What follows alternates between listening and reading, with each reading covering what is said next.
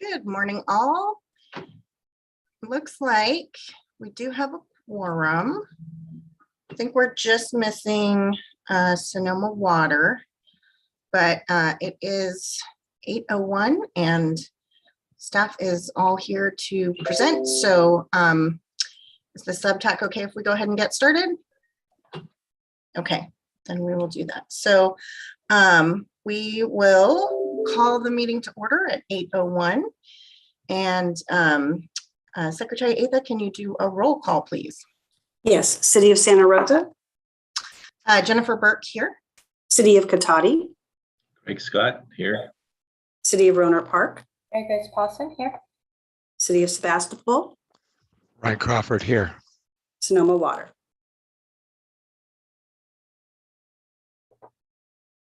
Okay, thank you. So let the record show that we have all members present except for Sonoma Water.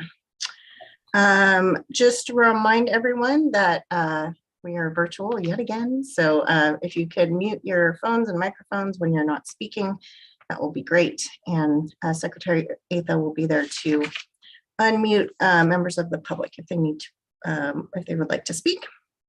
So next we have to go on to item number 2, which is a resolution finding a proclaimed state of emergency and that meeting in person would present imminent risks to the health or safety of attendees and authorizing meetings by teleconference of legislative bodies. I think we're all aware that we are still under a health emergency. We're still, from our local health officers, still recommendations for social distancing. City policies continue to recommend social distancing and masking. So we believe it's still appropriate to make this finding. So if there's anyone who's willing to, has any questions about this or comments about this item? Okay, so before we take a motion, we'll now take public comment on item 2.1. If you wish to make a comment via Zoom, please raise your hand. If you're dialing in via telephone, please dial *9 to raise your hand. And Secretary Atha, do we have any public comments on this item? We do not. All right. Anyone would like to make a motion? So moved. Second. Okay, so we have a motion by Mary Grace Paulson of Rohnert Park and a second by Craig Scott of Cotati. And Secretary Atha, could you do a roll call vote, please? City of Santa Rosa. Yes. City of Cotati. Yes. City of Rohnert Park. Yes. City of Sebastopol. Yes. Sonoma Water. Yes. That carries unanimously. All right, thank you very much. We will now move on to the approval of the minutes. Are there any questions or comments on the minutes from the subtac? All right, seeing none.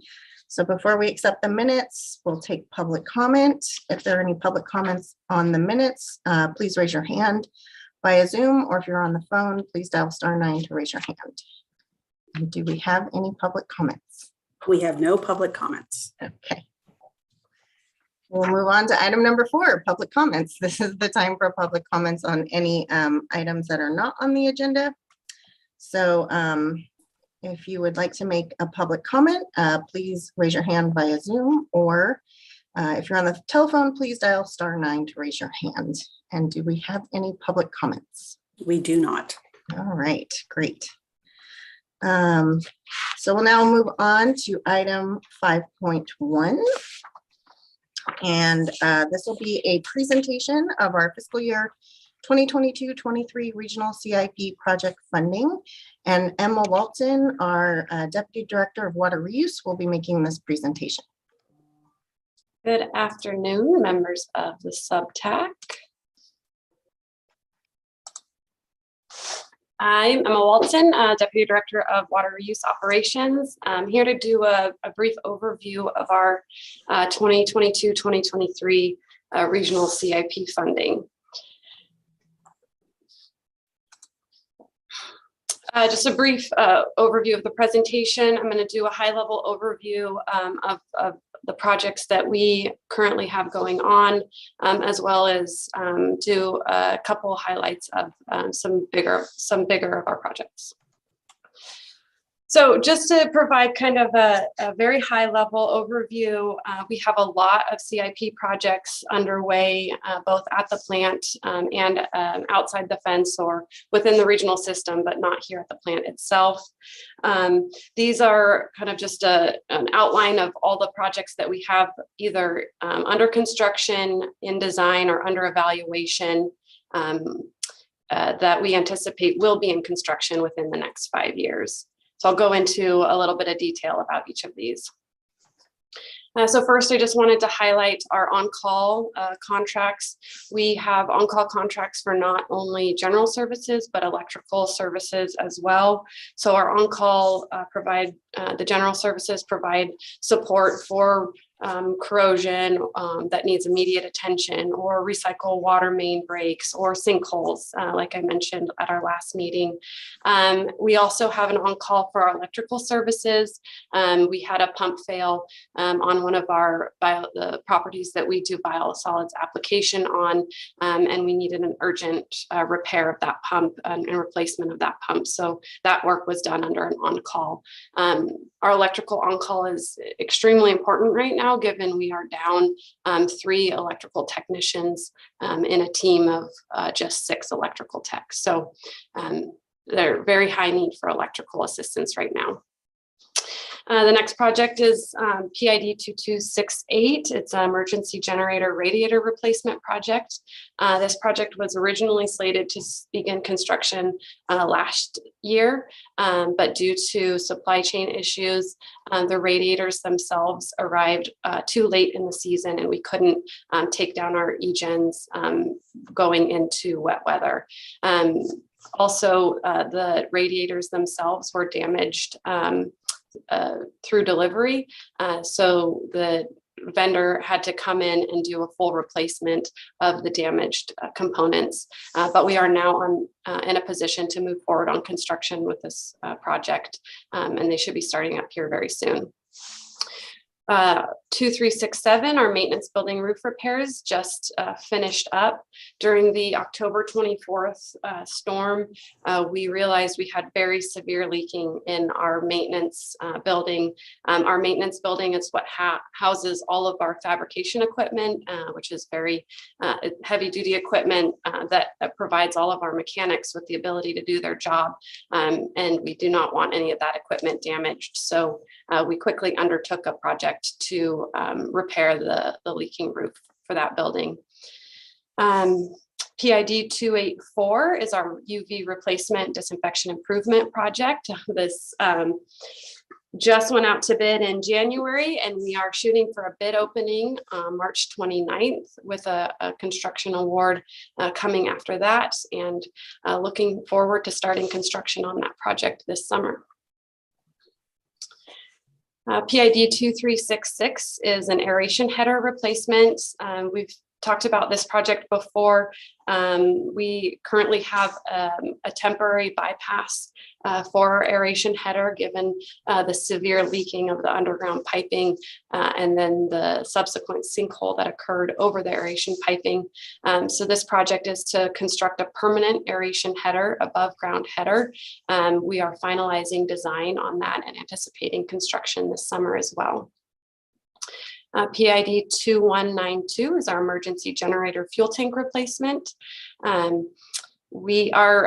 eGen system was installed in 1990, and the fuel tank the outer containment of the fuel tank is starting to realize some deformation, and we're unable to do the testing that we need to for compliance with our permit. So we are moving forward with a replacement of this underground fuel tank with an above ground fuel tank and some other ancillary improvements. We have received 90% and reviewed the 90% drawings on that project and are anticipating getting that out to bid here in the very near future for construction beginning in September. PID 1978 is our waste gas burner replacement. Our waste gas burner was installed in the 1970s and is past its serviceable life and needs replacement. So another project slated for construction to begin in 2022. We have already reviewed and finalized the 100% plans for this project, and the BPU has already awarded or approved a sole specification for the bid set, given we had to design around a specific waste gas burner. PID 2096 is our filter valve and actuator rehab and replacement. We completed phase 1 of this project about 5 years ago, and we are just starting up on phase 2. This summer, we will undertake the condition assessment of the valves themselves to determine which valves need to be replaced and which we can just rehab. We've done this project before. It's a very straightforward project. We're confident that we'll be able to get this project out to bid early next year, for construction beginning in the spring of next year. PID 544 is our flood protection project. We currently have a grant application which is under review by environmental review by FEMA. We actually have a cultural resources site visit scheduled for today to keep that effort moving forward. And we're moving forward on design, finalizing design, just waiting on confirmation from FEMA for grants funding. And we're anticipating construction for that in the 2022-23 timeframe, depending on grant funding.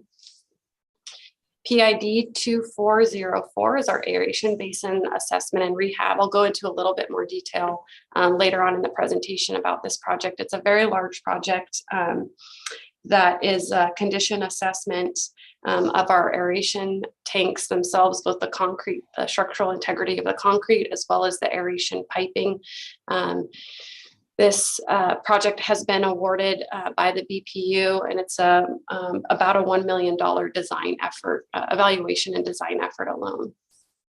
That project the project work order for that also includes design. So we'll just, after evaluation is done, we'll move right into design and anticipate construction in 2025. PID 1979 is our secondary clarifiers assessment and rehab. We are doing an assessment of, again, the structural integrity of the concrete itself, as well as the steel components and the superstructures. And that project also includes design for whatever recommendations come out of the evaluation. And again, looking at a 2025 construction timeframe. Emma, can I ask just a quick question there? How old are the clarifiers with regard to the concrete and the aeration basins, and mainly the clarifiers? Would you have a sense of that? I would have to get back to you on that. They're not all the same age. 2 were built, then followed by 2 more, and then the last one that's kind of off to the side, Clarifier number 5 was most recently built. This was a project that came out of our master plan as a recommendation for further analysis and evaluation. I will have to get back to you on the specific age. Okay, thanks. And then finally, the last project is 2050, our electrical infrastructure evaluation. We just undertook an evaluation of all of the electrical infrastructure here at the plant. We are just wrapping up that project. And out of that project has come some major a recommendation for major improvements and replacement. So I'm going to be talking a little more about that as well. Just a high-level overview of some of the projects that are going to be under construction outside of the fence this summer. We have 2 projects out at Delta Pond, 2200 and 2111.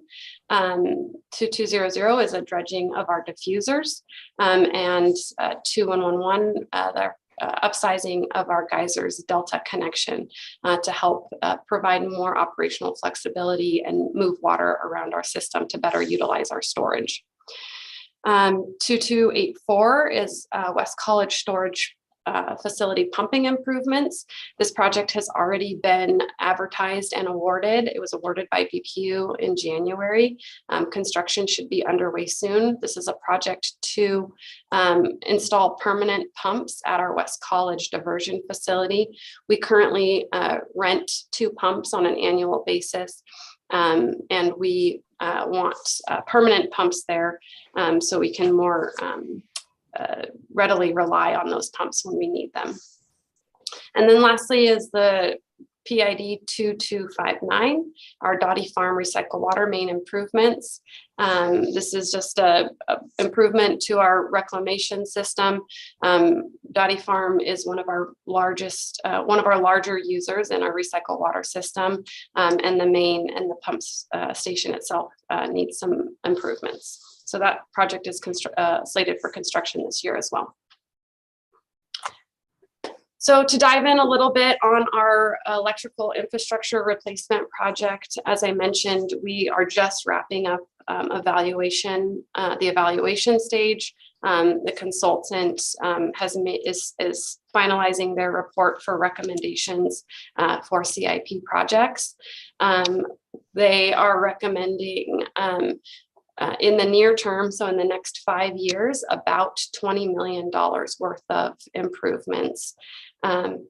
These, I'll kind of quickly go through these. 1 and 2 are some minor improvements to our emergency generator switchgear. Number 3 is the largest kind of component of this project, which is the replacement of our M1 switchgear with a new switchgear to be installed adjacent to our substation. M1 is very old and showing a lot of signs of aging and needs replacement. We will also be installing duct banks, new duct banks from our new switchgear to all of our load centers. And converting overhead kV or 15 kV to underground. We will also be replacing all 5 of our existing load centers, as well as the cabling that ties the switchgear to the load centers. So this is a very large project.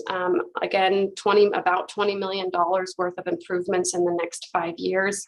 Out of the evaluation, additional improvements were recommended, but for more mid to long-term improvements, these were just the immediate issues that needed to be addressed.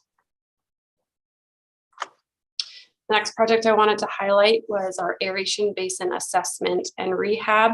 As I mentioned, we have already a contract approved by BPU. It's about $1 million design contract.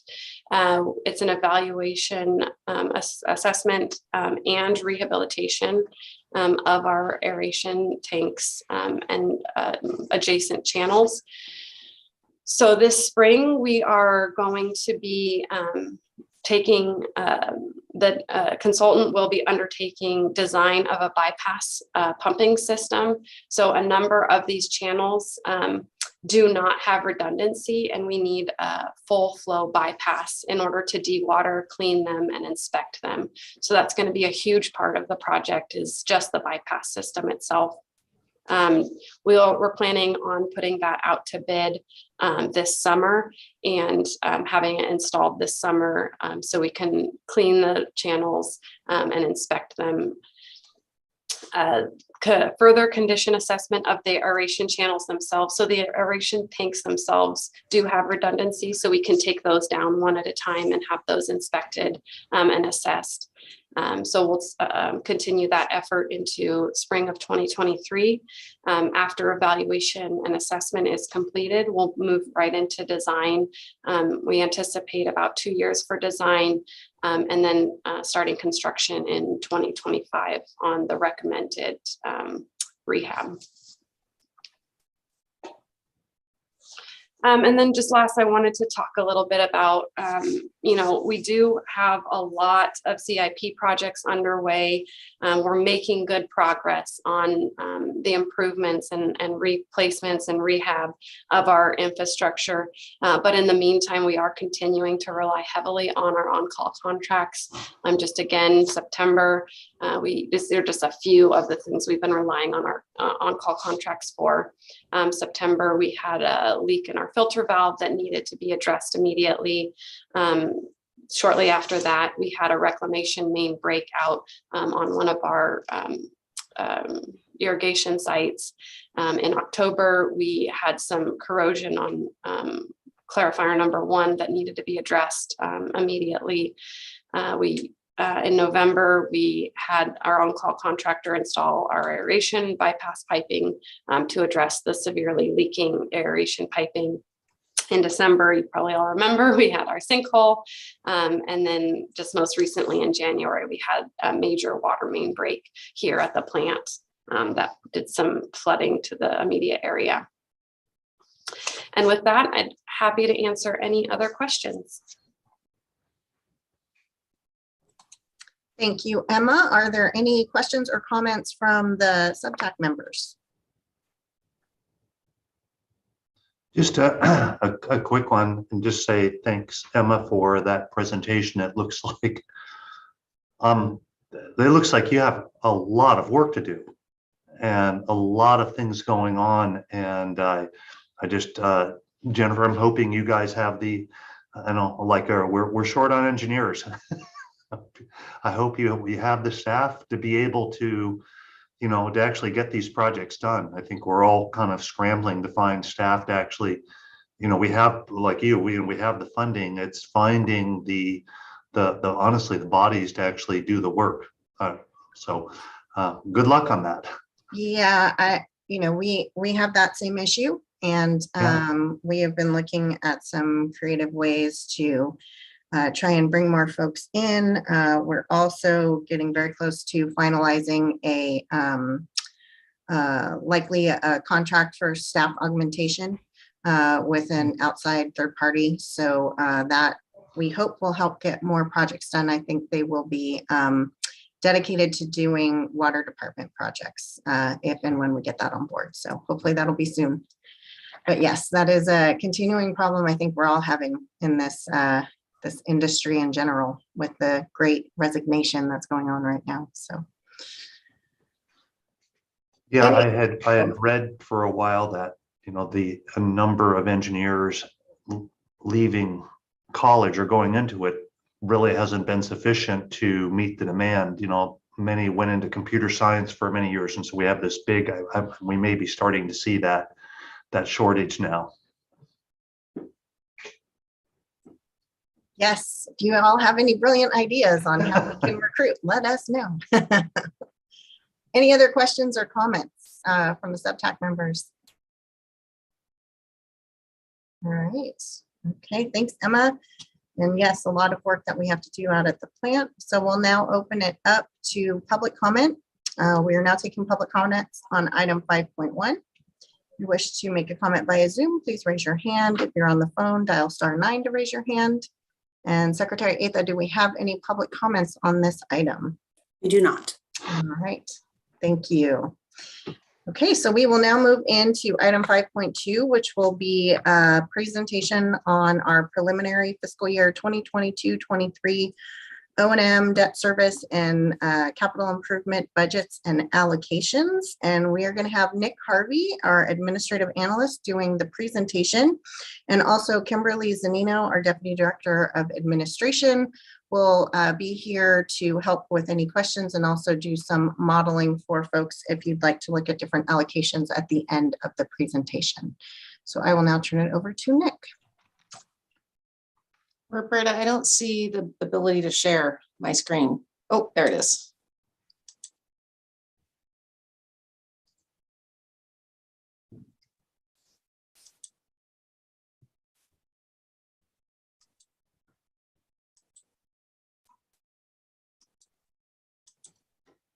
All right. Sorry, I had to click a few extra buttons there to get my screen to share.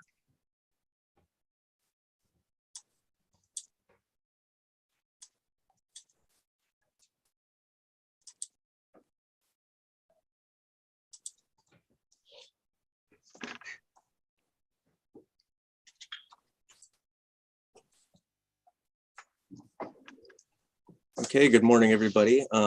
As Director Burke stated, my name is Nick. I'm an admin analyst with Santa Rosa Water.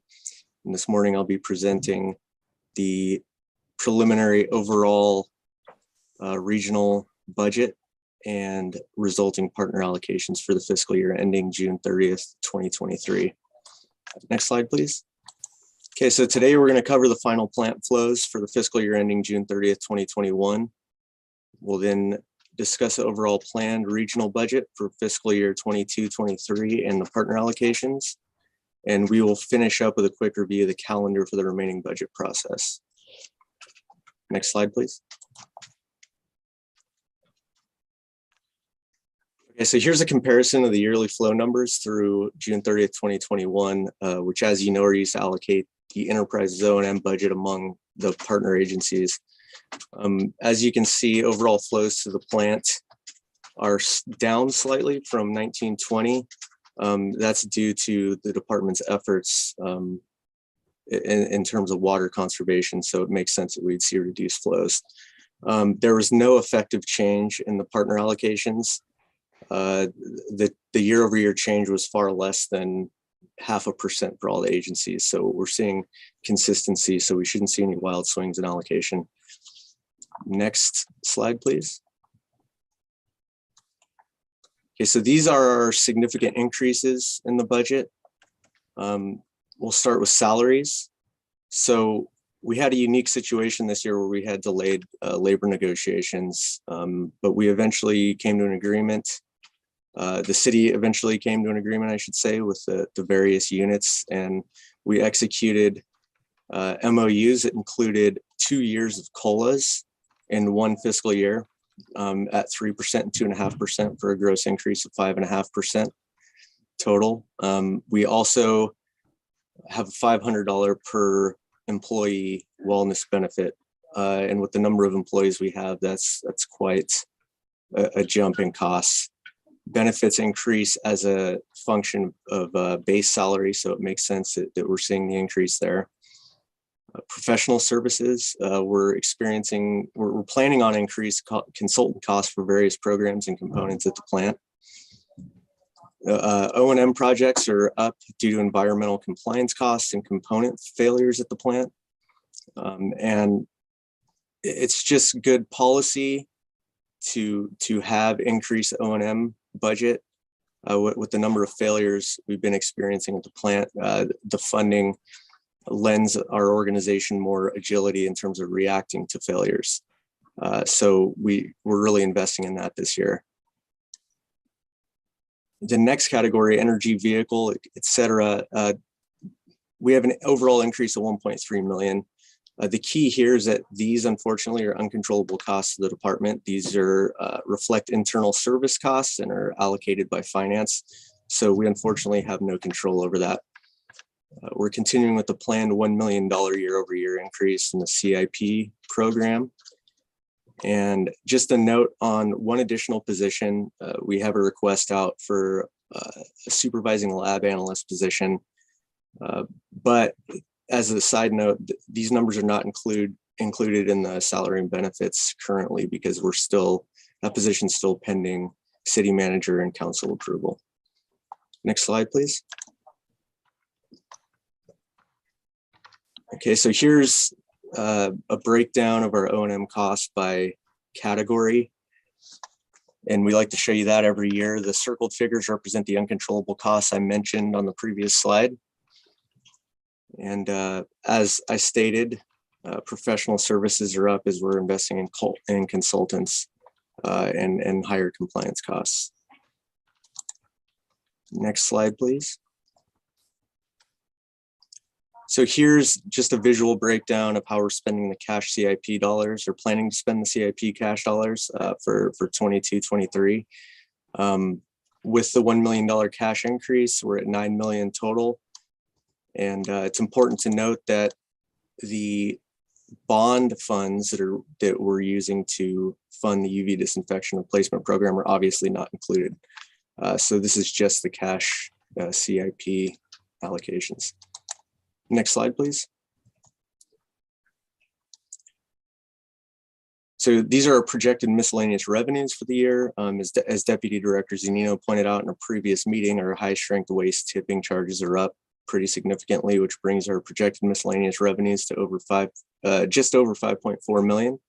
And as you know, this number is netted against total planned regional expenditures to determine the total contributions needed each year, which we'll cover on the next slide. Next slide, please.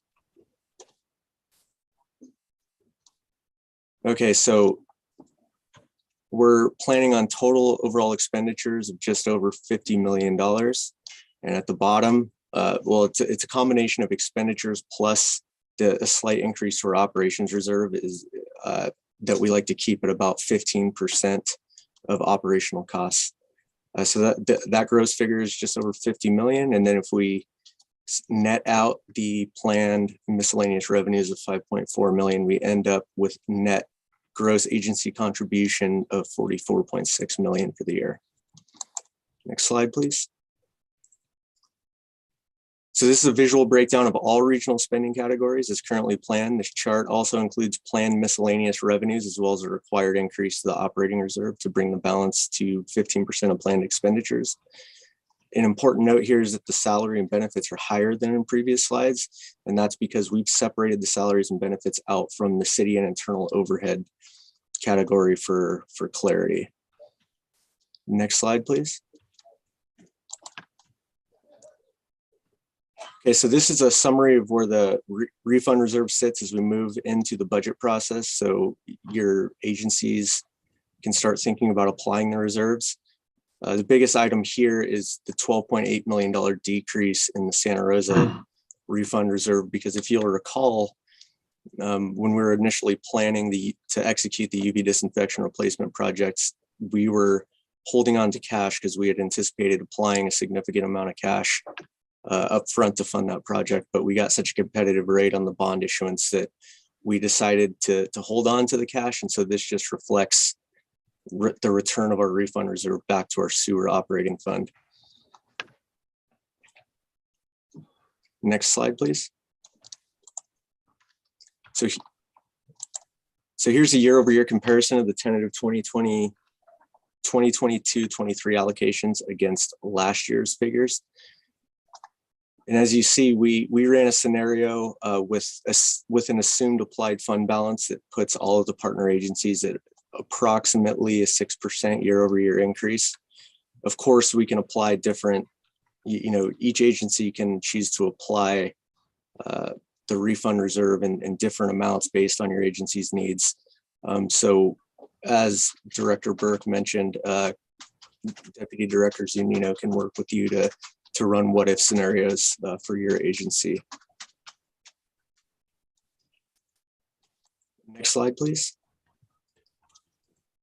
So this is a planned schedule for the remainder of our budget approval process. We're going to be taking the regional budget to City Council on April 26th for preliminary approval for the purposes of notifying the partner agencies of their allocations by May 1st, as we do every year.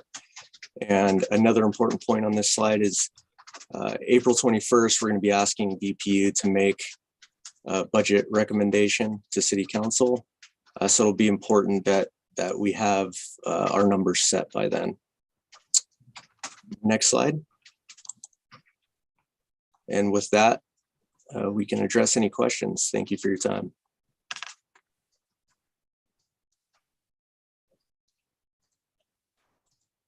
Are there any questions or comments from the sub-TAC? And also, Kimberly, if you want to open up the model so we can, if anyone would like to look at different applications of fund balance, we can do that as well.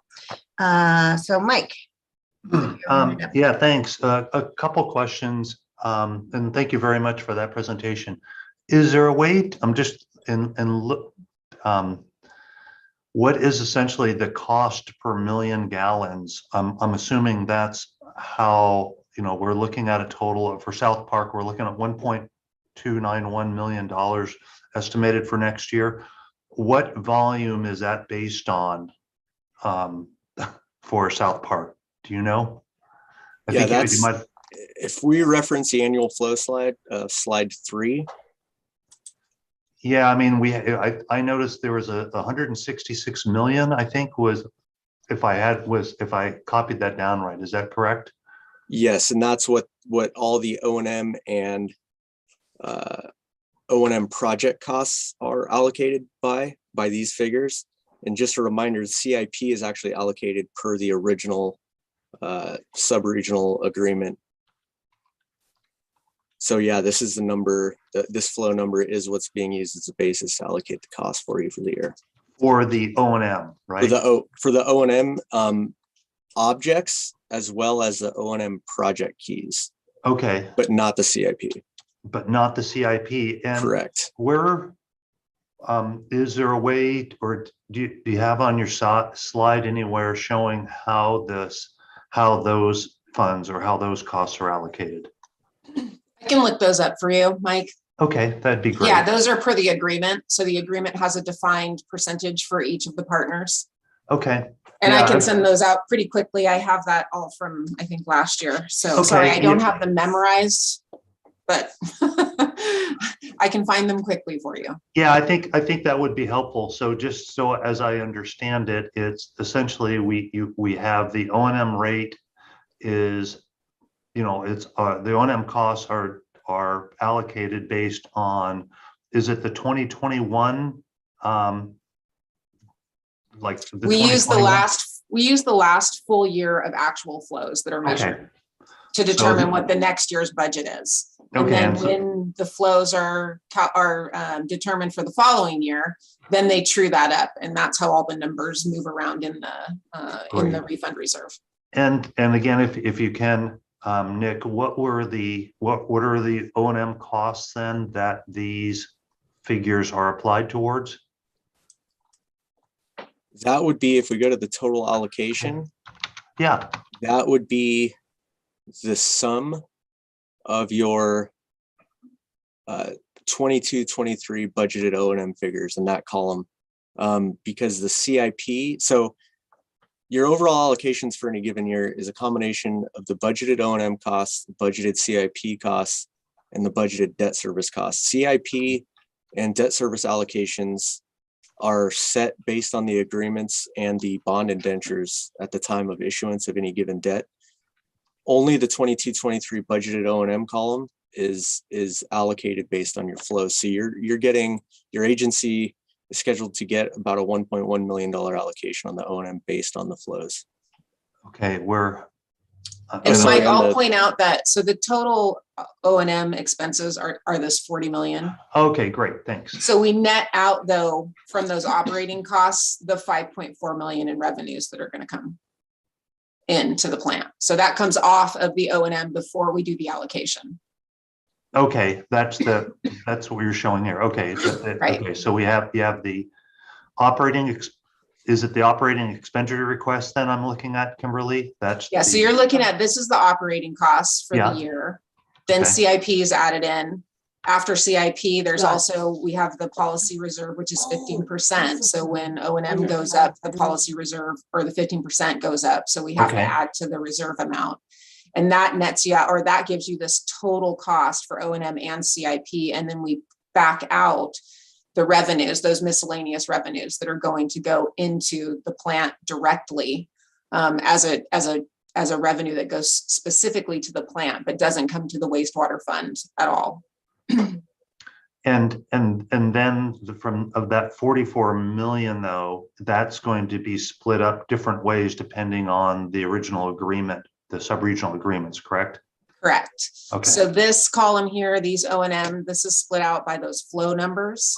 Yeah, This column here, which is the CIP contribution, is split out based on the agreement and the numbers, the percentages that are listed in our partner agreement. okay, And then this is just a subtotal for you. And then debt service is separated by the debt service agreements when we actually issue the bonds.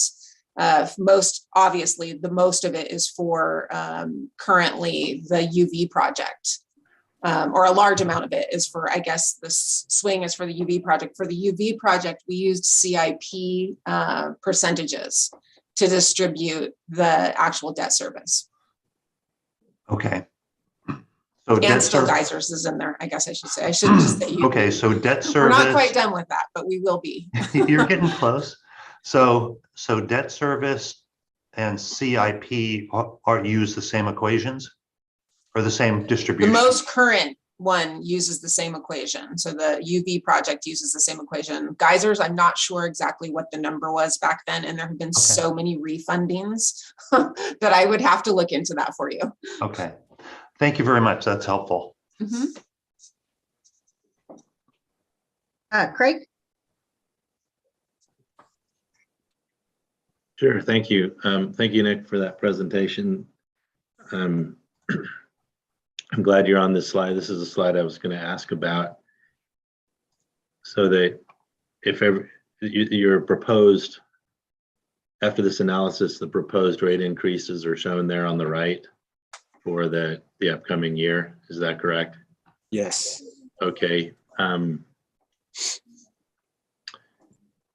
Two parts. So with Gotati, with the we're kind of digging ourselves out of a hole with the reserves. It looks like the trend is that we're coming back to balance.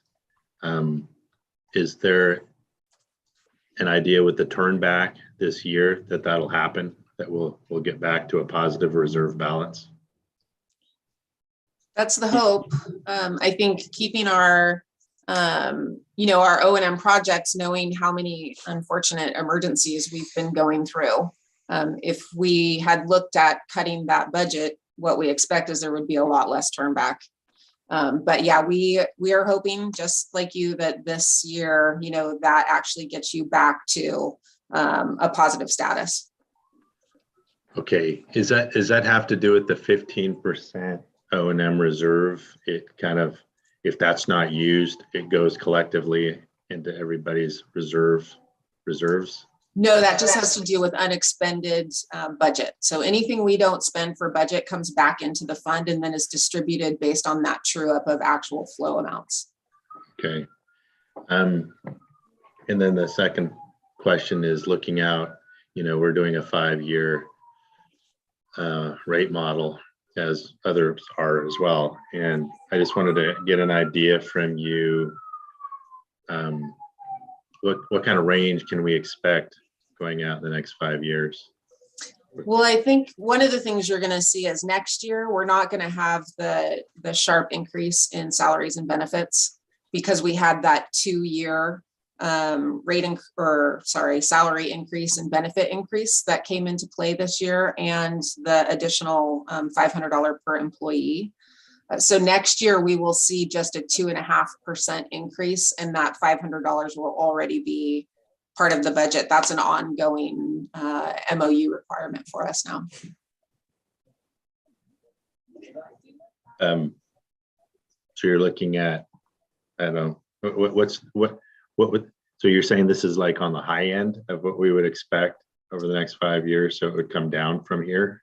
As long as we don't continue to see the failures we're seeing. I mean, I think, those are a significant factor for us currently. Obviously, we didn't expect to have so many emergencies happen this year that we had to address. Hopefully, this year with all of those CIP projects that Emma pointed out and all of the O&M projects that we'll be working towards that are going to maintain some of those systems that should decrease, we hope, the number of emergencies that are happening at the plant right now. Okay, thanks. Mary Grace? There we go. Fix my mute button. I'm going to follow on kind of Craig's line of questioning and repeat the request for some long-term financial modeling from Subregional system. Similar to what we have for Sonoma Water. It really seems like we are continually confronted with these annual decisions. And it would be extremely helpful to understand the range of predicted rate increases over a longer horizon.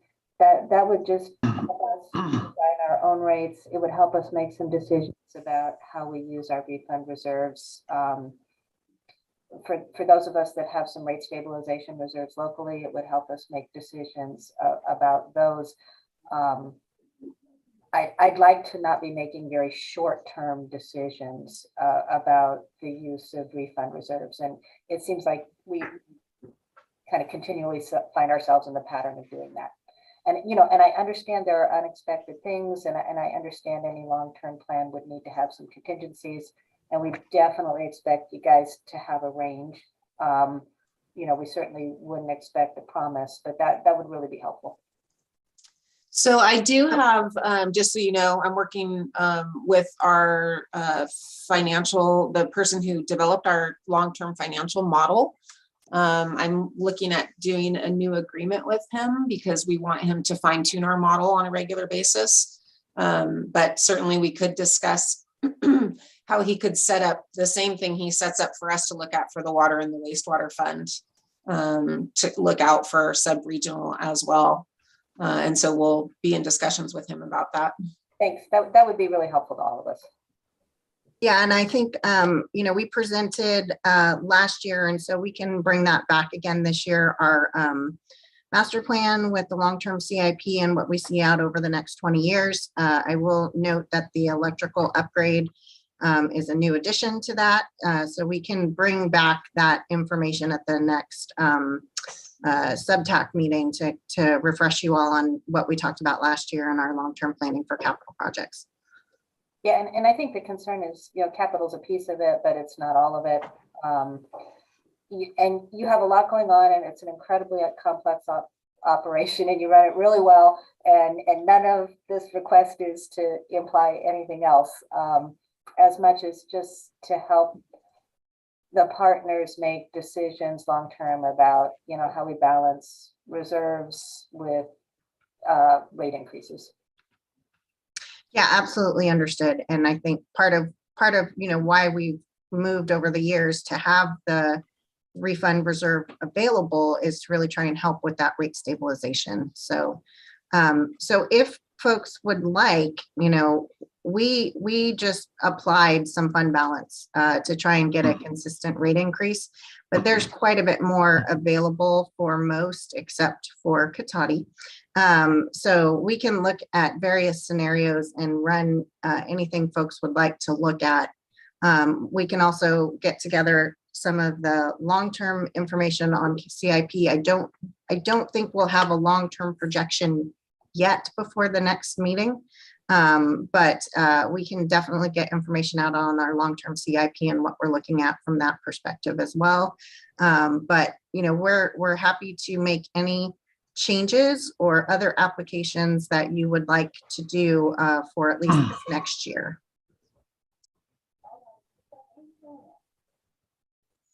One option too is I can just send this out. You'll see that you can, you know, do whatever you need to in here, and it'll automatically let you know how it's going to affect your increases. So I can send out the spreadsheet, which has all the numbers for you, available as well for you for discussion, and so that you can manipulate things on your own. We can mess around with it now if you'd like to, or when I do send this, I'll send out also a copy of the current reserves. It'll come in the presentation as well, but then that way you guys just have it together so that you can determine if you'd like to apply more fund balance, less fund balance, and what your choices are. We are asking, because we need to go to BPU on the same day that we see you next, which is April 7th, that determinations or decisions about fund balance be sent to me by, I think I looked at it, the 28th, so that I have time to change all the documents and have them ready for you to look at in our final meeting, and also for BPU to look at.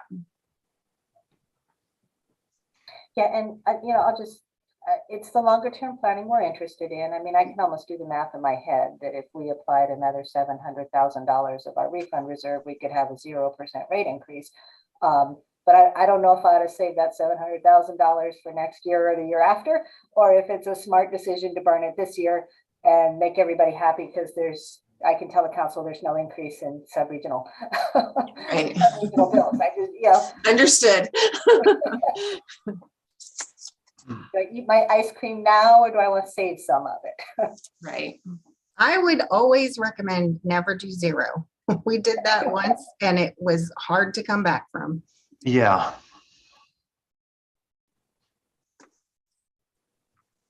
So, okay, so it sounds like we will send out some more information to folks and we will send out some information on sort of long-term capital.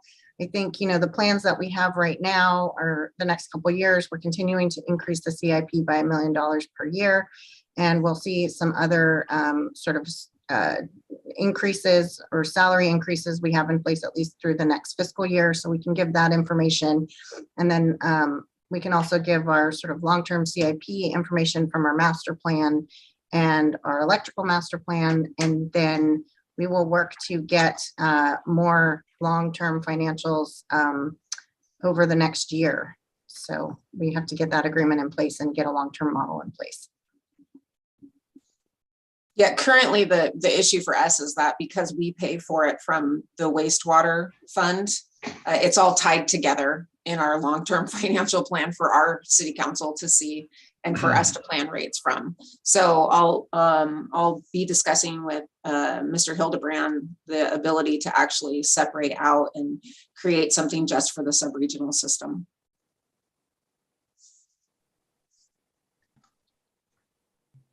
What are the projected rate increases or adjustments that Hildebrand is coming up with for your 5-year model? Is that being published yet, or is that getting ahead of public data?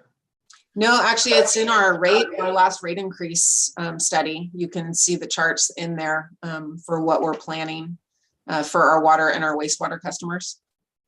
We have a 4-year in place right now, and we're just heading into year 2.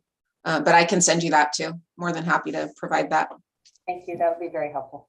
It will have actually really good information for you, which is, you know, what we have planned for increases in O&M costs and increases in employee costs. That's all built in there. So, yeah, I'm happy to send that out to you. Thanks. Any other questions or comments from the subtac?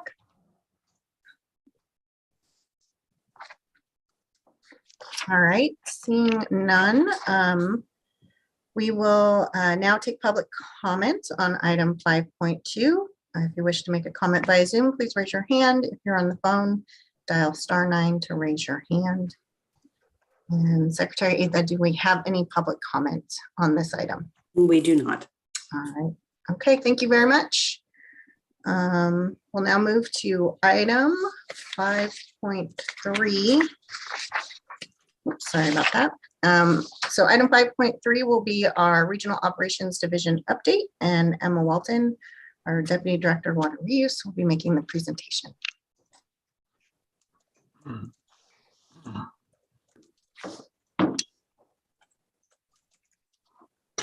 All right.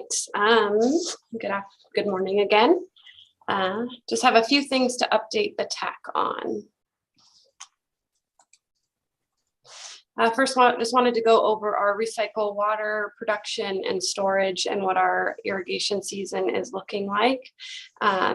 We had pretty good production November, December, and we are, but unfortunately now in February and coming into March, we're back down to summertime flows and lower than we actually were last year during this time.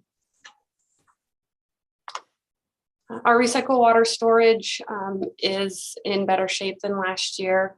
We are approaching our average line. We were pretty high there from the October storms for a while.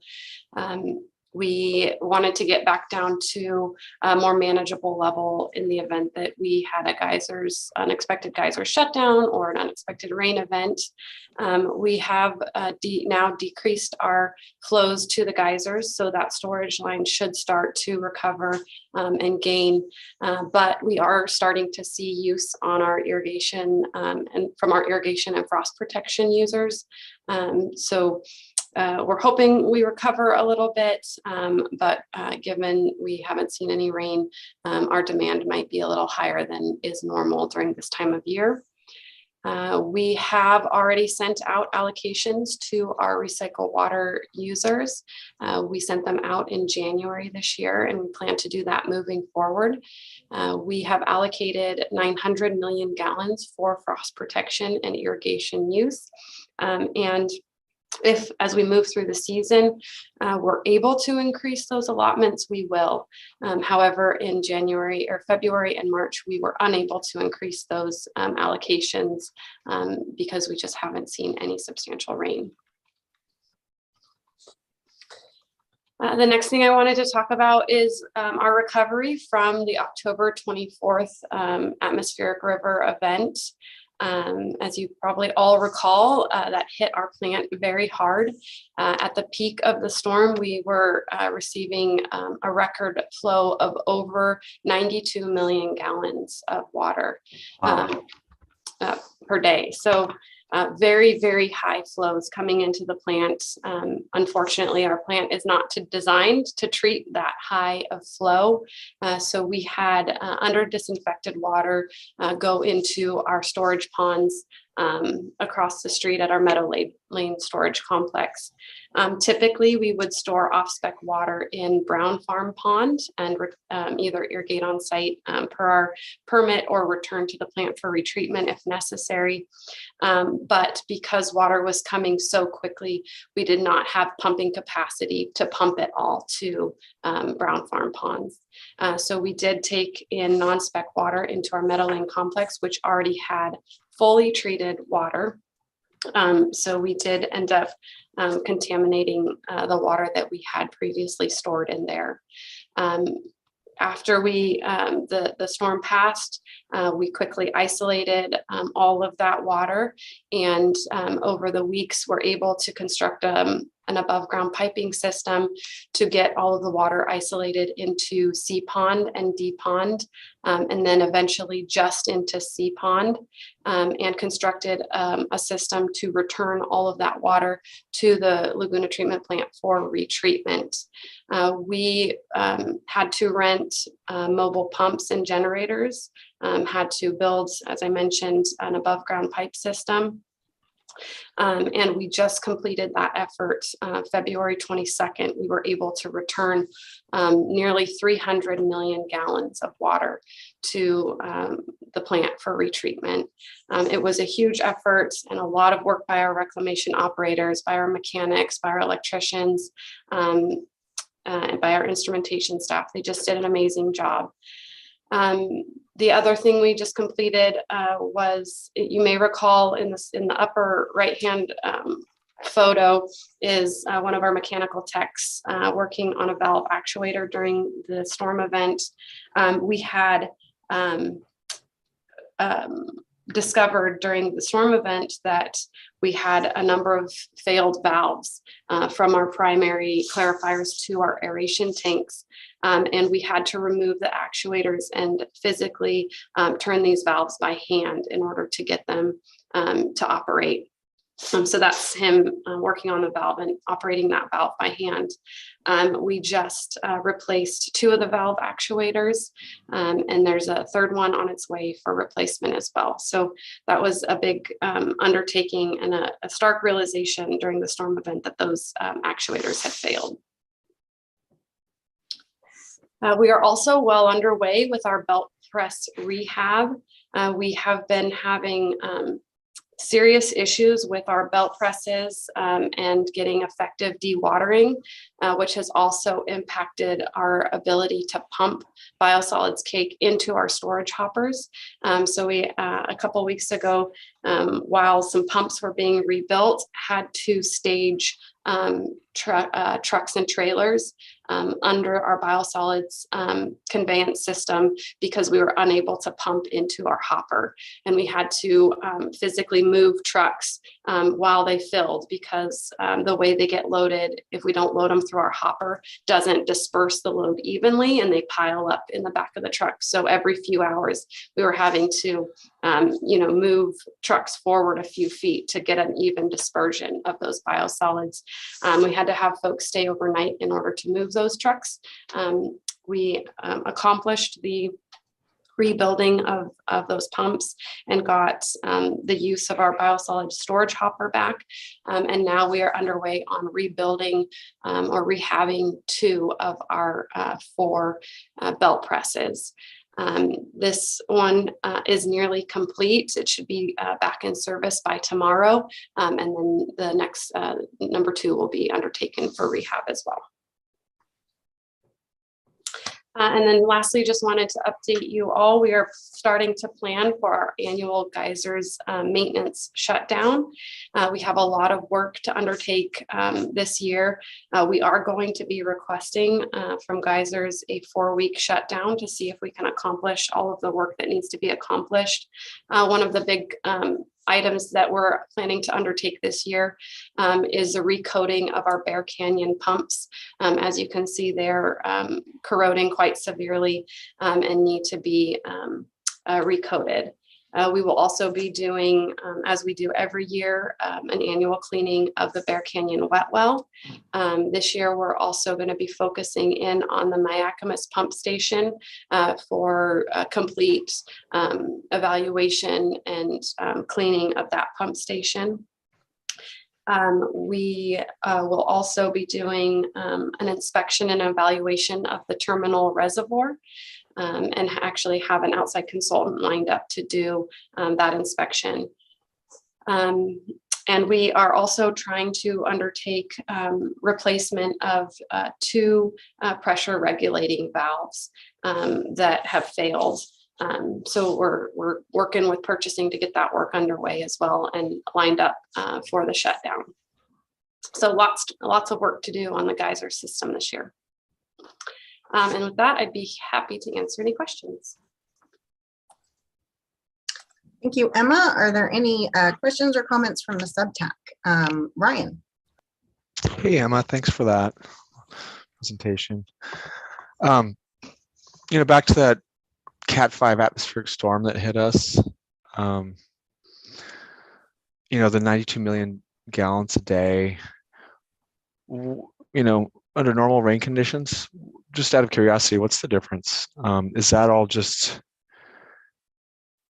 rain hitting, open ponds and a big spread out facility, or is that I&I? Like, where's that coming from? That is all I&I.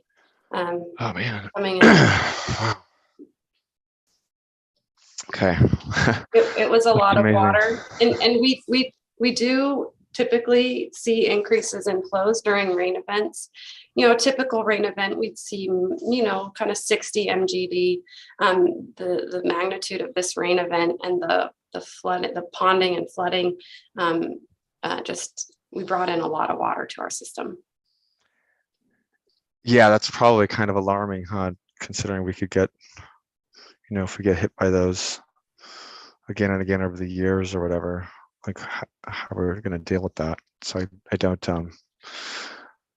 envy that position to be trying to figure out. So the other one really was about the reuse and storage of water. I know this is kind of a hot topic, everywhere, obviously, hot potato. The geysers separate conversation, have me going all over the place. I'm trying to get them more efficient with their other sources of water intake up there. So I'm curious, it seems like this year it's going to be an absolute disaster as far as how much we're going to have to use and how much people are going to want to use, because they literally didn't get any rain. So we hit that last year, that limit in September. So do you foresee us, like, back to your your sort of reuse storage figure? Do you see that curve like being pushed, earlier into summer instead of the fall at this point? So Sorry. this year our recycled water situation is actually better than it was last year. Last year, we were only able to allocate 600 million gallons of recycled water.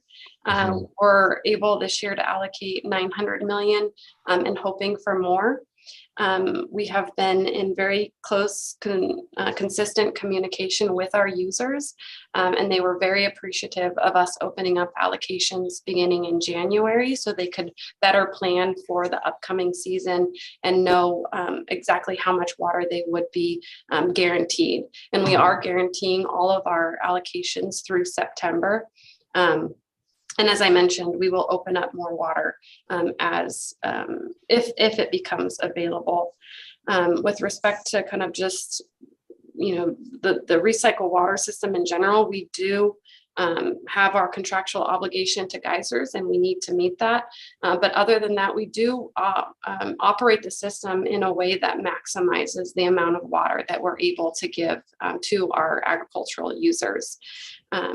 Which we have done this year and will continue to do. So that's why we're pulling back on our geysers flows. We're still confident we'll make our commitment, but now that we've kind of gotten through what is normally kind of the wet season, we feel confident that that we can do that. So, we've been working over the last few years with our recycled water users very closely. I think our relationship with them is improving always. We're just really trying to focus on communication and outreach and help where we can. But this year it is looking a lot better than it was last year. Wow. Okay. Thank you. Any other questions or comments from SubTech?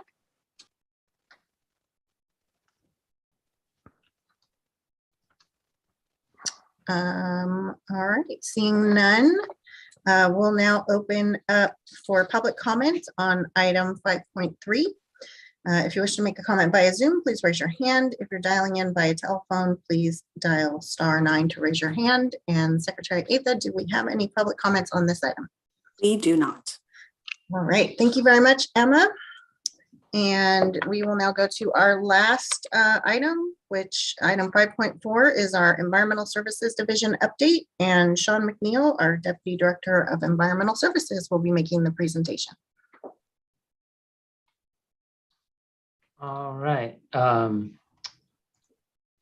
Good morning, members of the TAC. I'm happy. Are you able to see my screen now? Great. Yes. So today I'd like to just let you know where we are in COVID-19 monitoring. I mean, after budget, what more do you want to talk about? Why not talk about COVID? So why don't we talk about what we're doing here? COVID-19 cases and deaths in the USA as of March 7th have continued to increase the number of cases and deaths, even though the rate is going down. So COVID is still very much with us in our population. So just wanted to remind everyone that as we are getting out and taking our masks off more, we tend to forget a little bit about this, but just wanted to remind you. We do know that COVID-19 tracking, when we just look at doing testing of individuals, it's underreported, the amount of infections that we have. What we also know is that people shed virus in their stool within 3 to 4 days after infection. And this happens regardless if they have symptoms or not. And regardless if they go to a testing center and get tested. It's a really good measure of the amount of COVID in our population.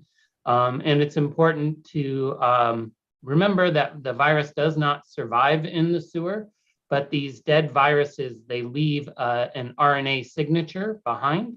And that's what can be detected and analyzed in these tests. So they don't need to be living virus for us to detect them in our wastewater. So we did engage in a study earlier in the COVID pandemic, but the funding for that ran out. And here's kind of a summary of the data we saw. We started about 44,940 replicants per liter and ended about 526,000. And that was right at as the Delta variant was taking over. In our area, the funding went away, so we stopped sampling, but then they reopened funding. Two different entities we've signed up with. One company, Lumen Ultra, we're sending 2 samples per week, and what they're able to do is analyze not only the amount in our waste stream, but also tease out the variance, and they're reporting that on a national level. And we're also sending 1 sample to another company, BioBot, which is the firm that we worked with in the previous study. Both labs are doing these RNA analyses and are determining the relative amounts of the various strains. So I'm not sure how clear this is coming up on your screens, but you could see the dark green is the amount detected in wastewater. This is from the BioBot. And when you get this presentation, this link right here, Data BioBot should be live, and you can just click on it and see the data nationally, and then scroll down to Sonoma County, and that's our data. And so the dark green line right here is our wastewater with a gap in between. The lighter bluish or green line behind that are the case rates from the Department of Public Health. When you see this, you can see our tracking kind of has mimicked the tracking of the health data. So here's this dark green line here is our final, and we are seeing a dramatic decrease in the amount of COVID-19 getting into our wastewater stream. And it's very similar data that we have. We just don't have the history with Lumen Ultra. So in summary, the monitoring of wastewater for infectious diseases can be more effective than just using testing services. And this is really because almost everybody sheds into a wastewater treatment plant, either through a trucked waste program or through a sewer system. And that also when you just rely on people getting tested, some people are getting tested frequently while others in segments of our population aren't getting tested at all and may have positive virus loads and not taking part in the testing program, whereas monitoring in the wastewater removes that personal choice and bias. And then Sonoma County Public Health is really interested in this data. So they've seen this data published. We've shared the data with them, but when they saw it published somewhere else, they were like, where are you getting this data? And so we let them know that if they are interested in screening wastewater for this infectious disease or any other infectious diseases, we're happy to share data with them or share samples with them for them to run in their own labs. So we're excited about this latest development with our local county officials getting interested in the data. And so with that, I'll take any questions. Thanks, Sean. Sorry. Are there any questions or comments from the subtech? Yeah, I'm just, Sean, could you put the last chart up there that you showed, I think with the light, with the different green colors? Sure.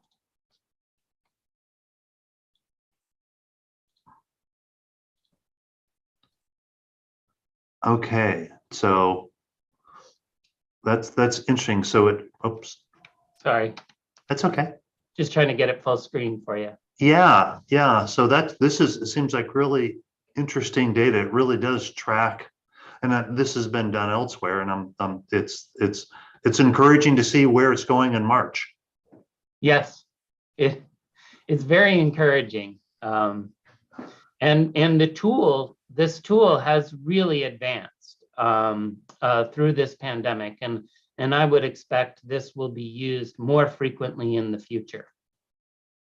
Yeah, I mean, I think what's really interesting about this is that I think personally, this is probably the best data you can really get, because it's not based on people's behaviors of reporting or going to the hospital or that. I mean, this is like as pure a data as you can get, which is really interesting and I think really helpful. Yeah, and to just kind of add, what they do is they look at to make the data comparable across different sewer agencies that might have a different makeup, residential versus industrial water. They have markers in there that can determine the relative strength of human feces, so that because we all have certain virus loads in us, and so they determine that and they correct the data for that. So we can compare to, say, the city of Industry, which has like 10 people who live there. Yeah, this is really interesting. Thanks for sharing it. Sure.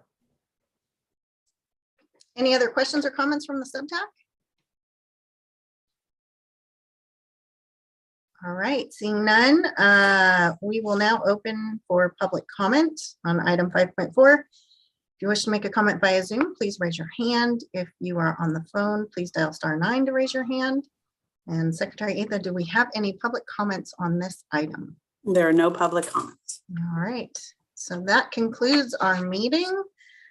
Thank you all very much. Thank you, Sean, for that presentation. And we will see everyone on hopefully April 7th at our next meeting. Thank you all. Have a great day. Bye-bye.